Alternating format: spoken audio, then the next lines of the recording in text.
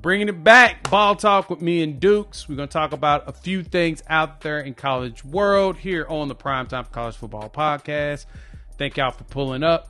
I am your boy Jay. Thanks for pulling up here on the YouTube channel and listening wherever podcasts are downloaded and listened to. While you're here, go ahead and wipe those feet. Go ahead and like, subscribe, rate, review, and give us 5 stars. So me and Duke's going to dive into a few topics. We're going to talk about Colorado's weekend, how that went down. Julian Lewis impressed us both. We're also going to talk about what's next for the Cleveland Browns. The Shedeur Sanders saga continues with the way Dillon Gabriel's balling. And we're going to talk a little bit about what's going on in the top 25 of college football. We'll wrap up with some Auburn talk, as well as can the Big Ten and the ACC actually make a run. So shout out to our partners there at Sleeper. If you're not using the daily fantasy ball, you are missing out. Use our promo code PRIMETIME. They're going to hook you up. Match your first deposit at 100% up to $100. Terms and conditions apply. See Sleeper's terms of use for details. And here's me and Dukes. Let's dive right into it. What's good, everybody? It's your boy Jay here with Dukes, doing some more ball talk. Like we said, we're going to try to get this to y'all every single week, talking some ball here on YouTube. Make sure you follow Dukes at Dukes the Scoop here on YouTube, as well as follow me, Primetime College Football. So we appreciate y'all joining us, Dukes. We got to talk some good stuff, man. There's been a lot going on over this past weekend of college football. First and foremost, we've got to talk about Colorado. It did not finish the way they wanted. It was a 29-22. Colorado loses to West Virginia. And Julian Lewis looked promising. 299 yards passing. Not bad. So after you watched it and you let it just kind of process and marinate, how do you feel about Julian's first start, especially on the road? Man, I couldn't be less surprised. I was a guy, even before I got into the Colorado space, when I was talking to Auburn, when they thought that was a possibility, when I was talking Indiana, or when Indiana thought they were maybe second and he was committed to USC, I always felt like Julian Lewis was probably the most college-ready quarterback in last year's class, in the class that I would say outside of Bryce Underwood, but Julian Lewis and Bryce Underwood were the two that I thought were most college ready. Now, there have been others that have shown that they are ready, like my man at Cal, Bachmeyer. There's some really good freshman quarterbacks in this year's class. Scotty Fox ain't been bad, right? But Julian Lewis belongs among those names, and he just proved it. I've always said, if you hear, like, anybody who follows me knows that I've said the lights have never been too bright for Julian. As a 14-year-old in the Georgia State Championship game in the highest classification, he throws for 500 yards against Caleb Downs. Like, it's just unbelievable type stuff, right? It's like a chess match between those two, and he never blinked. So I think just with who he is and who he's been is par for the course. The man has lost more games this year than I think he's lost 11 his whole life total. Dang. And he's lost seven this year. So I think his total is like 18 now. But you take 1 year where they went 4-5 when he was in middle school playing up, 1 year out. The boy only lost like 6-7 games his whole life. 3 years in park ball, three losses in park ball, 4 losses in high school. That's it. So he's a winner, and you saw that emotion after the game. It's just like, man, I don't like this losing, and that's real. That's not fake. That's not posturing for the camera. That's someone who does not know, he doesn't like the feeling, and you better believe he's going to work doubly hard to make sure he doesn't feel it again. And he goes into every game thinking he can lead his team to a victory. So yeah, I think the city of Atlanta as a whole was proud of Julian Lewis this weekend, and I was one of those people. Yeah, he balled out. I was watching him. He had some darts. I mean, he had some moments where he needed to get rid of the ball, and Prime even said about that in the presser, post-game presser. He said, he'll get better at it. He got sacked 6 times in this game, and so seven times. I'm sorry, 7 times. Yeah. To avoid getting sacked like that, you got to kind of get rid of the ball, right? You can't just hold on to that bad boy and think that the offense is going to settle itself. I mean, that was honestly one of the bigger problems that Shedeur had back in his day. Don't worry. We're going to talk about Shedeur a little bit later too. Okay. But Yeah, you can't hold the ball, especially as you move up into this rank. Even in the Big 12, there's some teams with some solid defenses. Zach Alley, the defensive coordinator there at West Virginia, he's known for dialing some stuff up, and so he put in work. But you're right, Scotty Fox was actually kind of solid. I mean, threw 2 picks, which kind of a testament to this Rob Livingston defense. The Buffs are trying to get back on, I guess you could say, quote unquote, track. Bigger issue for them right now is, man, they just need more consistency from everybody. But Julian gave you your second highest output in the season passing, 299. What was it? K-Salt threw for 305 against Wyoming. So besides that, K-Salt hadn't really been putting those numbers up. Julian walks out there and immediately settles down, starts just slinging it. You see him pass. Omarion Miller had a big game. 6 catches for 131. So you start to feel good about it. And that's even without Jordan Seaton out there at left tackle. You kind of felt it. Right. The pressure was there. The line wasn't what we was hoping it was going to be, but Prime pointed it out. He said that there's work that this team needs to do. And he made the comment of not only this season, but this offseason between roster management, coach management, there's going to be some changes. I'm wondering, what does he mean by that? Like, I'm curious. Is he going to release some of these position coaches? What's that going to be? Because the biggest issue for Colorado to me has still been the run defense. 167 yards given up in this game.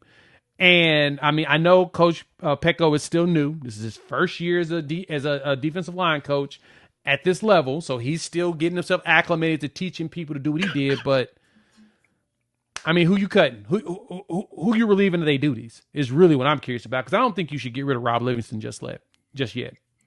I don't know, man. I think so.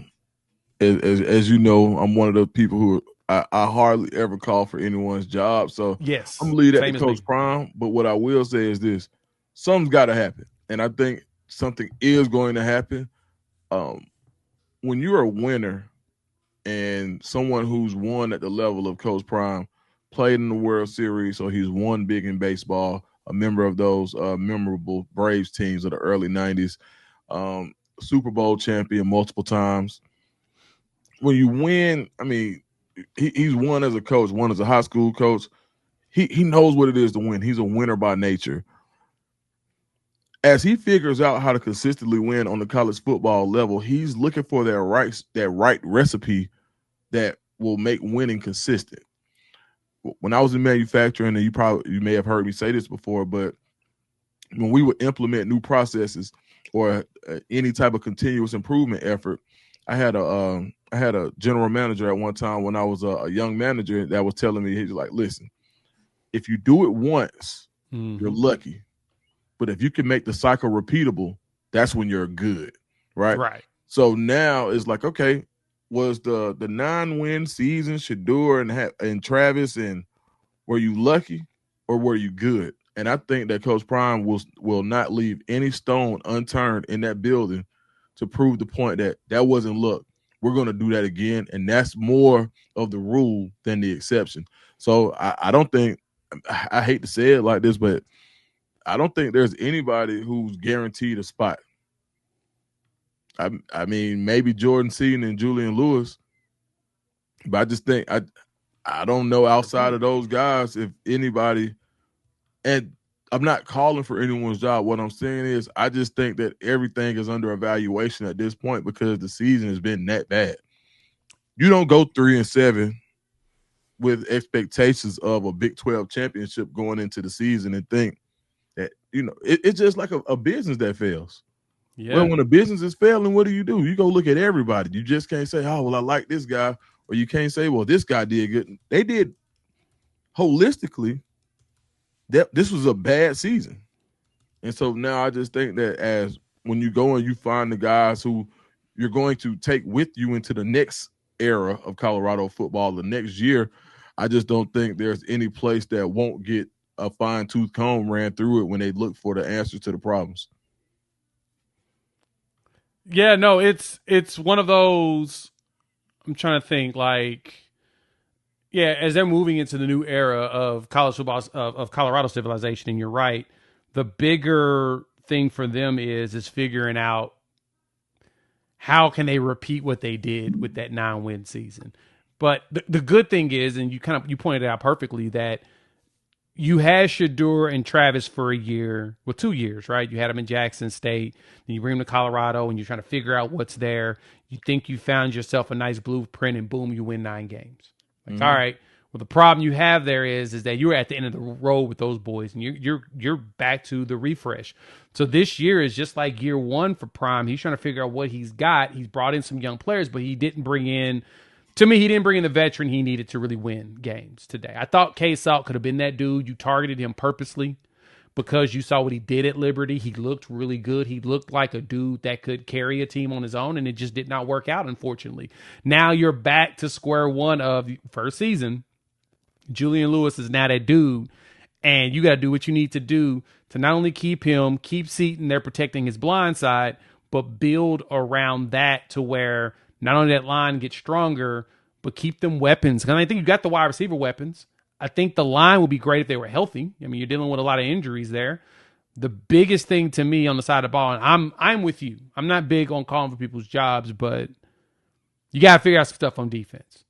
This defense cannot be this historically bad like this again. That was brutal. This has been a brutal season for Buffs fans. That's something that's got to be fixed. And I think it will be. I think that he'll figure it out. Like you said, Prime's a winner. He's done this for years. He knows what to get in. Not even gaslighting you, Buffs fans, or Buff Nation or whatnot. There's a lot of work that has to be done to figure out who needs to be kept. And, I mean, I think the secondary is not terrible. I mean, we talked about it a little bit, though, dudes. It feels like that linebacker room is where you need to really figure out what's going on. They feel like they're not filling the gaps on the run. Your interior guys, which now you got a new defensive line coach, and he's going to have to figure that out. Give him a year. I give him a year of grace. Next season, if I don't see a big improvement, could be you. So, I mean, having the NFL pedigree, having the NFL jackets out there, the run game did see some improvements when those dudes were healthy. So I can't be mad there. But, man, you've been cycling through bodies like crazy. Like, are they practicing too hard? No. It couldn't be. But like you said before, they got way too much talent to be this bad. Yeah, but sometimes you got to have the right mix. And I think leadership played a big part in it. You talk about the defensive line where you lose a guy like Block Bully, who in his next year, he's out trying to motivate guys. Yeah. You lose a guy like BJ Green, who made the Jaguars roster. You're losing NFL guys. You had some guys who played pivotal parts that transferred.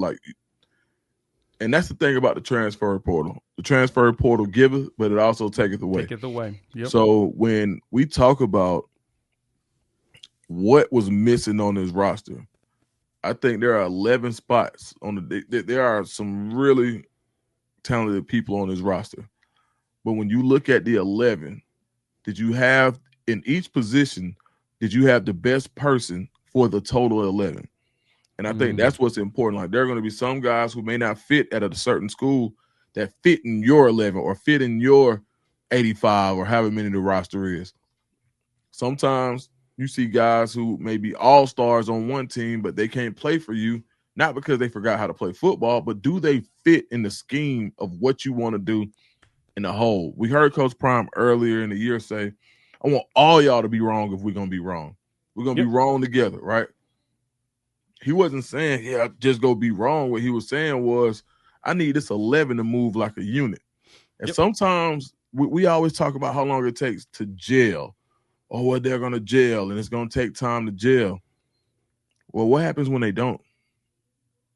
When it doesn't gel, you get a 3-7 season. So I think you're just going – I really think that each position group – I know for a fact that each position group – now, this is what I can say. This is some insider stuff maybe, but each position group is being literally evaluated and, hey, we need to get better here. We need to get better here. We need to get better here. This is why do you bring in certain guys in certain roles? What kind of role do we need? Do we need an older guy here? Do we need a younger guy here? What are our young guys? Who's going to help us here next year? Does he talk enough? And I think leadership is going to be something that is going to be evaluated as well. It's like, hey, what do they say? Does he have a reputation of a leader? If we're going to the FCS or we're going to the group of 5, are we bringing captains? Are we bringing, when you go to FCS, you will want to bring a captain if you're going to bring FCS talent up. Somebody who was able to be a leader. That doesn't mean you have to be a captain in this locker room, but can you bring some leadership so we can build this culture the right way? And it's part of what happens in the transfer portal and in the NIL era is that it's hard to set up a lot of your culture walked out the locker room last year into the NFL with Travis and Shedeur and Cam Craig and Shedeur Sanders and LaJonte and Jimmy Horn. Like, that's a lot of names that I just said. Will Shepherd. I mean, there are a ton of names that I just said that all had leadership qualities that you may have replaced them talent-wise. And, yes, this may have been your most talented team, but was it your best team? And that's a resounding no. Question. I agree with you there. Let's switch gears, and we're going to keep it into the family of the Sanders because, hey, man, Cleveland Browns, things looking bad, and people are asking questions now. So let's jump right into that. Before we jump over there, check out our partners here at Sleeper. If you haven't checked them out, Daily Fantasy Ball, you are 100% missing out. They got some of the best odds and options out there right now. They're going to hook you up. $20 just for signing up. No deposit needed. If you decide to deposit, use a promo code PRIMETIME. They're going to match your deposit at 100% up to $100. And so, of course, we're going to check out a couple of plays here because why not? They take care of the people. We want to show y'all some of the great promotions that they've got going on today. One of those good ones right now, 40% boost right now for college basketball. That's for today only. So there's going to have these options go out very often. All you got to do is pick 3 or more players, pick more or less on the statistics, and boom, you can get a 40% profit boost just for checking them out. So if we come in here and we go to college basketball, you'll have, of course, let me see, Justin Pippen over there at Cal. I think that's Scotty Boy, DJ Wagner over there in Arkansas. Like, yeah, you just pick more or less on them.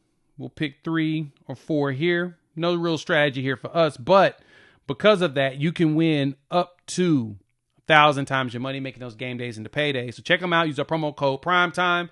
They're going to hook you up. Match your first deposit at 100% up to $100. But if you just sign up, they're going to give you $20, no deposit needed. For all new users, terms and conditions apply. See Sleeper's terms of use for. We got Dukes here. Jay. We're doing ball talk. Like I said, we bring y'all something every week, just talking what's going on, not only with Colorado, college football, just all around, right? So thank y'all for pulling up. Hit the like button on both of our channels if you're new. Like as well as subscribe. Join the families as we're growing these. All right, Dukes. Dillon Gabriel, once again, took an L. The Browns took an L, and it don't look good. Of course, you trade Joe Flacco.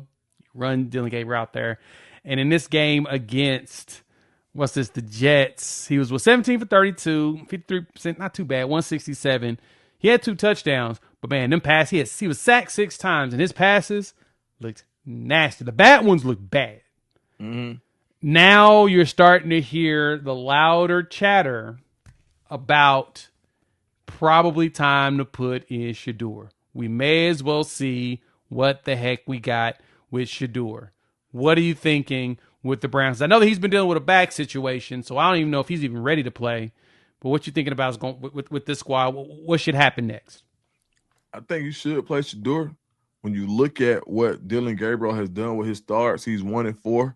When you look at, it's not a thing where you can go and look at the box score and see how bad he's been or how good he's been because he's going to complete he's completed over 50% of his passes, which the benchmark in the NFL is around 63%, which he ain't far off of, to be honest. When you go 58.6, yeah. Yep. So when you go look at what he's actually done as a rookie quarterback, he hasn't been completely horrible as far as the box score goes. But when you look at game flow and you watch for the eye test yourself, you say, I'm not sure if this is a winning brand of football that he's playing. So I think it's warranted that you give Shedeur an opportunity because it's not like this guy was drafted number 2 overall and you have this exorbitant amount of capital in this guy. Millions put in his back pocket that you just got to play him because he's, the first rounder. No, you're right. I agree. Yeah, it's a third and a fifth. Like these guys aren't that far apart. Basically, cousins when it comes in the terms of the draft. So Right. I think it's one of those things where you got to give Shedeur a shot.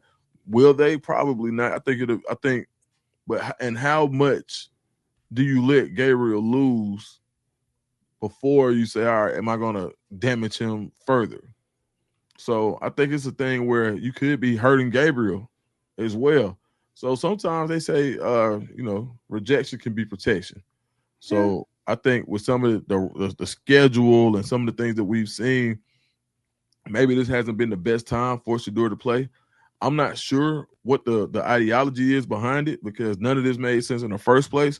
But what I will say is that you can't allow Dillon Gabriel to go 1-8, 1-9 without giving Shedeur a shot. At this point, the FBI may investigate it. It's like, at this point, yeah. And it's funny. I saw somebody from the Cleveland Browns that covers them saying that you shouldn't play Shedeur because it's 8 games left, and that'll be too many games. That Dillon's only gotten 5, and you shouldn't give Shedeur 8. To me, it's like you need to see what you got. I think in both, you've got to see what you got with Dillon Gabriel. Now you need to figure out what you got with Shedeur. And truth be told, I mean, next game is the Ravens. Ravens defense has been cheeks this year. They just have not been what they've been before. Now, granted, they did destroy the Browns second week of the season, but they've not been too good. Lamar's back. No, they play different when Lamar's playing quarterback. Fair. Team. And this may not be. They may look more like the Ravens from week 2 this week for sure. That's true. But the good thing is that after that you got the Raiders, and I think the Raiders have done a really good job making everybody look good. So if you want to try them out there, you should. And to me, I'm at the point of, look, Cleveland fans, I'm sorry, y'all the Browns. That's just it is what it is. And I'm more so afraid that Shedeur shouldn't be playing for this team because you're the Browns. That's just how bad things have looked. I mean, you've gone through so many quarterbacks over the last 25 years since you've been back in 1989, 26. You've gone through more quarterbacks than you've been back in years.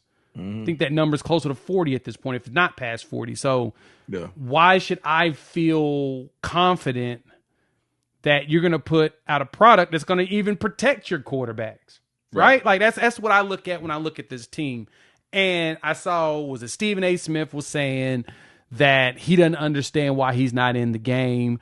You've got all the talking heads saying that Stefanski prefers to lose his job rather than play Shedeur because if he plays Shedeur, it makes him look bad. But then you have others saying that if he can't play Shedeur because it doesn't help him keep his job. He's trying to find a way to keep his job. And I don't know what to think in that, but I'll say this. It won't kill you to just throw the dude out there and see what he got. If he plays good, yeah, it goes against your narrative, but who cares? You might keep your job. But honestly, if Shedeur goes out there and balls, he may get fired anyway. Truth be told. Right? I mean, am I wrong for even thinking that? Because it makes sense. You might as well go out there and win. Put some and have some, have some type of trajectory that you had your team on before you got canned that you can say, hey, next team, this is what I was able to do with a 5th round pick, quote unquote, even though the 5th round pick is disguised as a consensus first rounder, right? But hey, it is what it is at this point. But yeah, I don't think you got nothing to lose, and I just hate to see. I would hate for an ego to cost and rob Cleveland of a potential glimmer of hope on it in this season. And it feels like, but I don't even feel like they're even trying to have hope, man. At this point, it's like just go ahead and tank again and try to get another quarterback. But I'm looking at the college football landscape. There's possible options, but man, we'll talk about that in just a minute because I don't know how I feel about who's going to be that potential person, but. No, the Browns are at the point where, I mean, you paid Myles Garrett to convince him to come back because you told him who was you going to get at quarterback. I'm assuming that he thought it was going to be Shedeur. Shedeur still ain't played, and he ain't happy. You get Junkins, and, I mean, it's just nothing's working out. You're 2-7. what more could you lose besides what you're already going to lose? Right. Just put the dude in. Let's see if, like I said, let's at least see what you got. You saw in the preseason, you're like, okay, Shedeur might be a little something. Right. But then you never really throw him back out there. Now, I know he's been dealing with his back situation, dealing with some injuries. Makes sense you haven't put him in, but we're past it. We're past it. Like, the fact that Dillon Gabriel in his 7 games just hit what Joe Flacco did in yards in his first 4 games he played. Yeah. We're not in a situation where I don't think it's gonna work for Dillon, and I think it's honestly, and I'm being 100% real here. I don't even think it's Dillon. I truly think it's Cleveland. I don't even think it's Dillon. I don't even think it's Dillon. I think it's Cleveland, and it's just the way it is what it is, man. It's what it's been for y'all for a bit. So, well, let's see if they decide to make that happen. See if they give this dude a shot, and we know that Shedeur showed up and saw Prime at the game, had a nice and emotional moment as a family, which was dope. But let's talk about last week, because last week, college football, it feels like the SEC now is going to run the table. They have an opportunity to. Big 12 teams get knocked off. ACC feels like they don't even want it. They trying their hardest not to get teams into the playoffs. Same thing with G5. So let's jump right into that. You think you know ball? You think you know more than the people out here in these streets? Then, hey, prove that you know it by checking out Sleeper, one of the best daily fantasy sports options out there in the game. They got all the best options, and they got the best games out there. All you got to do is pick 2 or more players, pick more or less on the stats, and boom, you turn your game days into paydays. And they're hooking up all of our viewers out here. Use our promo code PRIMETIME. First off, it's going to be $20 just for signing up. You ain't even got to deposit. But if you decide that you want to jump into the game for real and show your skills, show that you know ball knowledge, use the promo code PRIMETIME. They're going to match your deposit at 100% up to $100. Terms and conditions apply. See Sleeper's terms of use for details.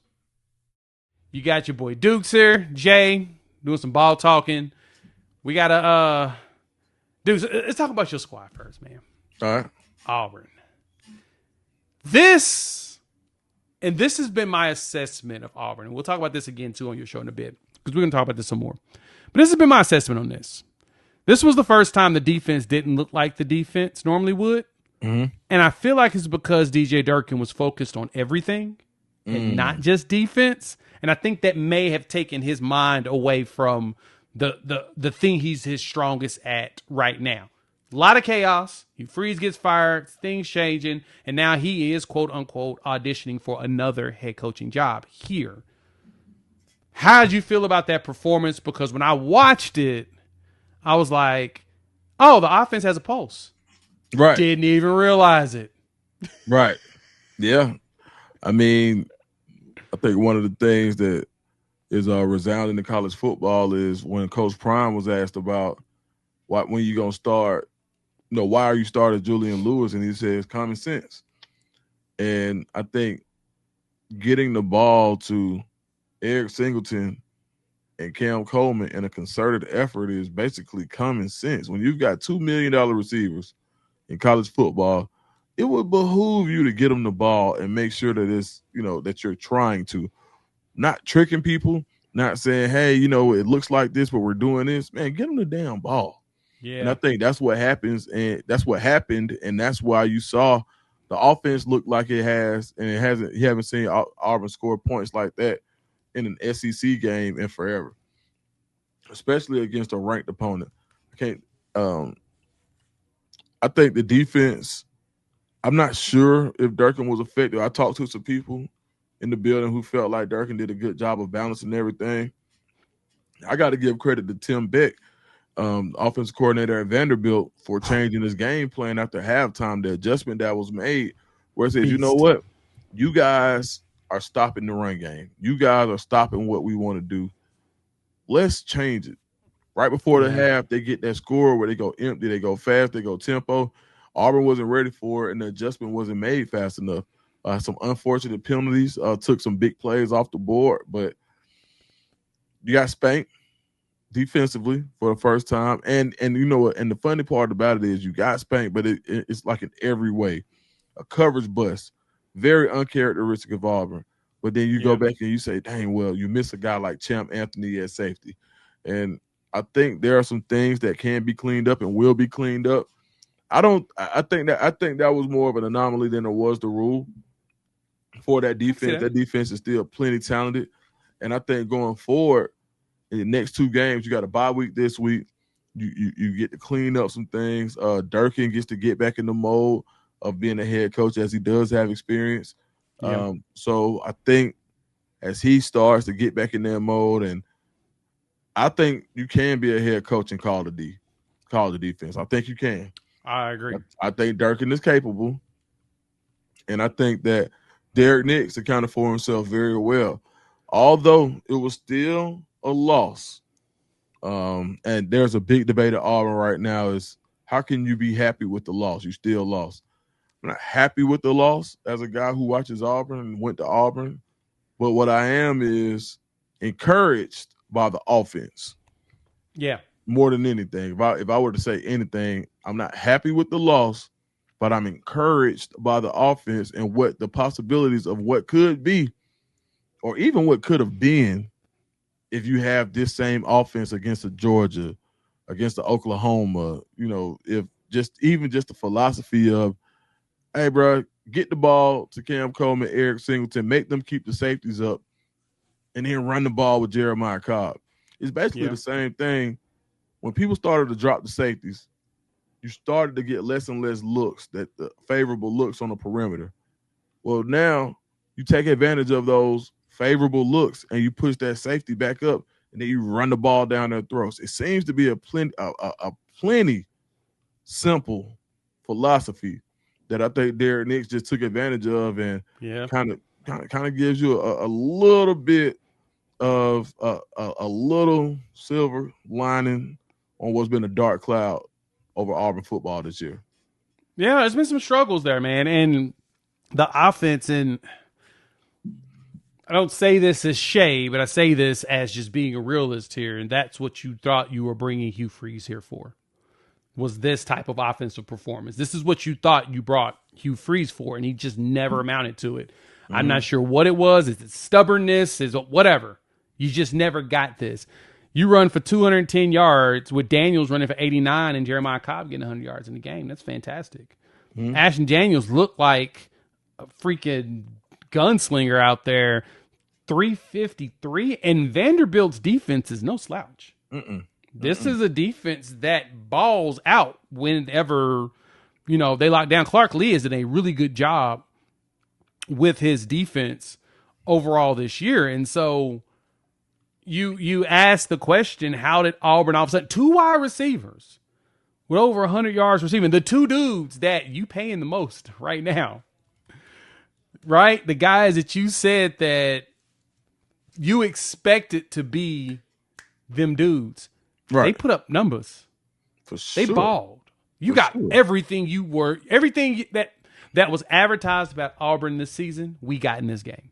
Right. The only thing is they lost the game in the end.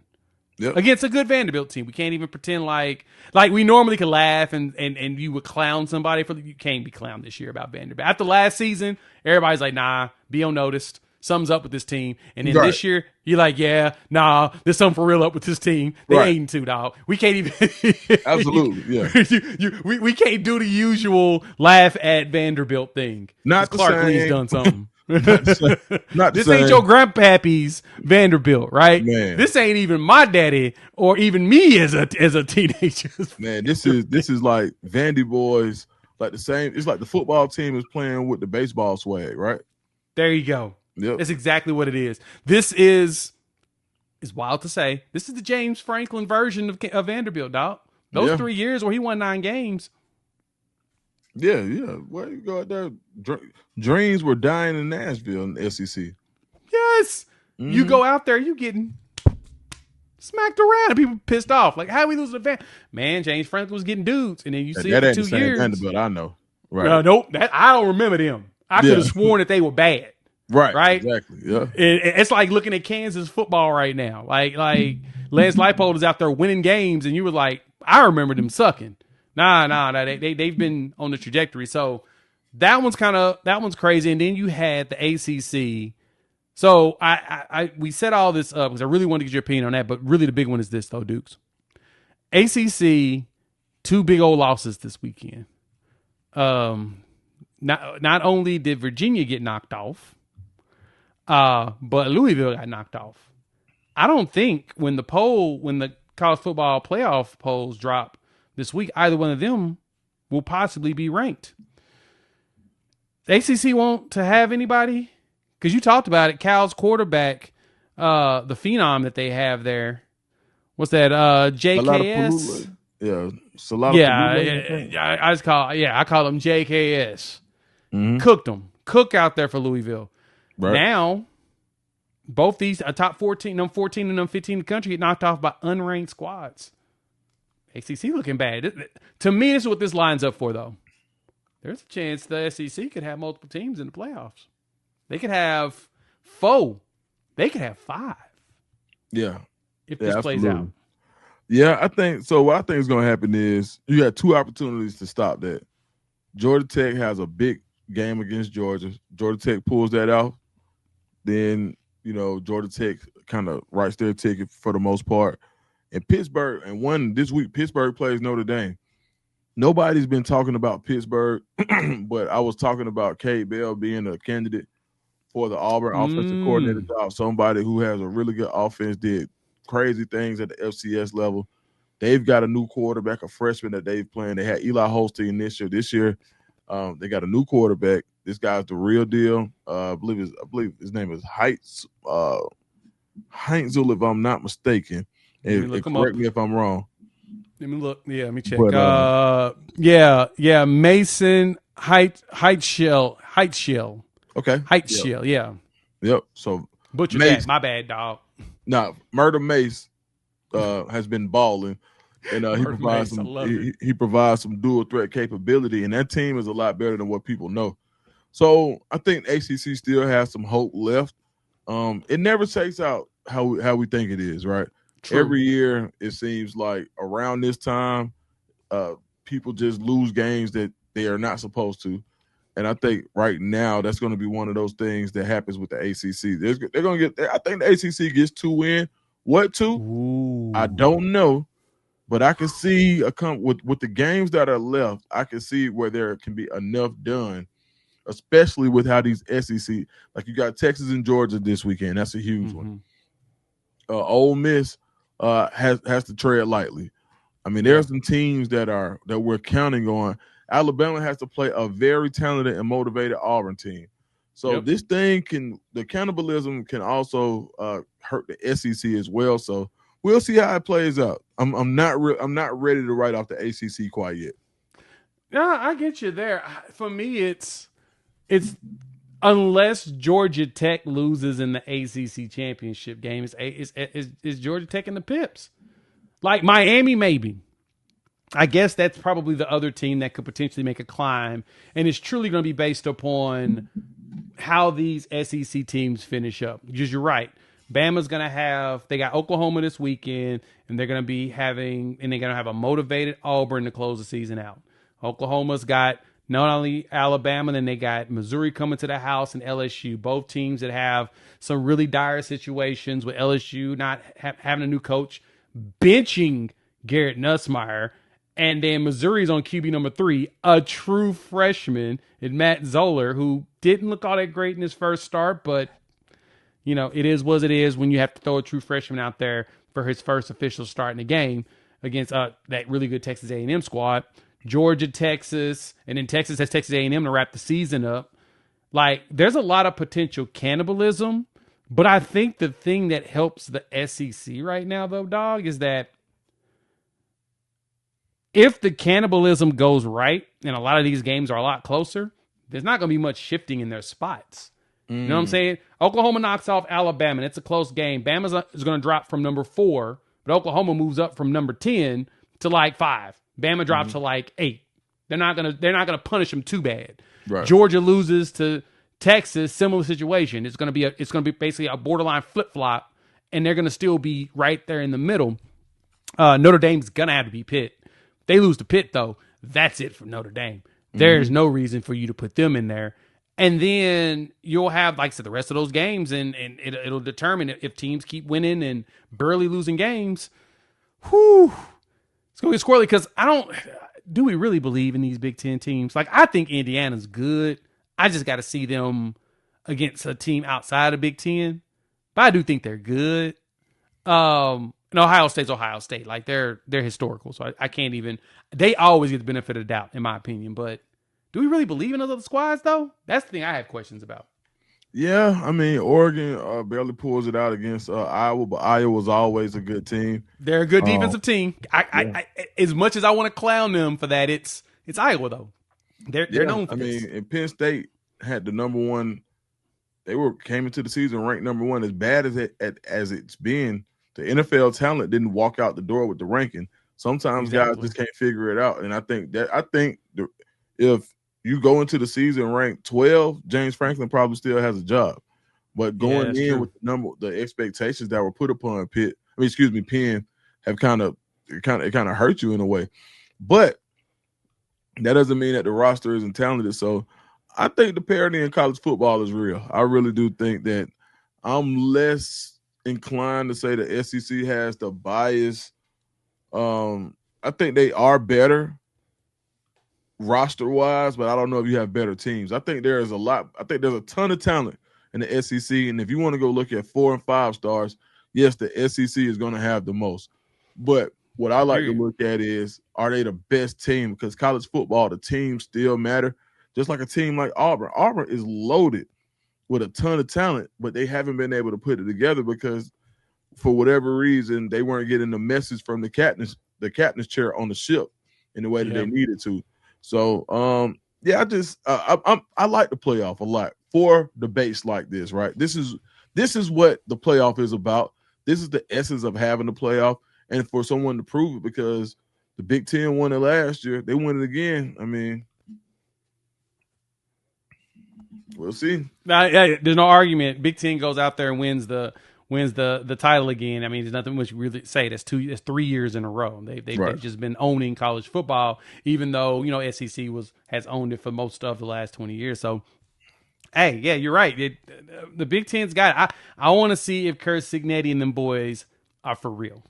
I want to see them play against. Let me see them line up against Bama. Let me see them line up against Georgia. Let me see them line up against some of the teams that we historically seen be real good. Hell, put them against Texas. Let's see what they look like. They go out there and they smash them.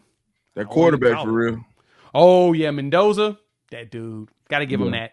Mendoza's that dude. I can't even pretend like Mendoza ain't that dude, but for sure. Well, I guess we're going to have to see what they look like, man. All right, hey, thank y'all for joining us. Like, subscribe over there at Dukes the Scoop if you're watching there. Primetime College Football. Like, subscribe here. Like I said, we're going to keep putting this stuff together for y'all. And, we'll chop it up with y'all next week. Peace.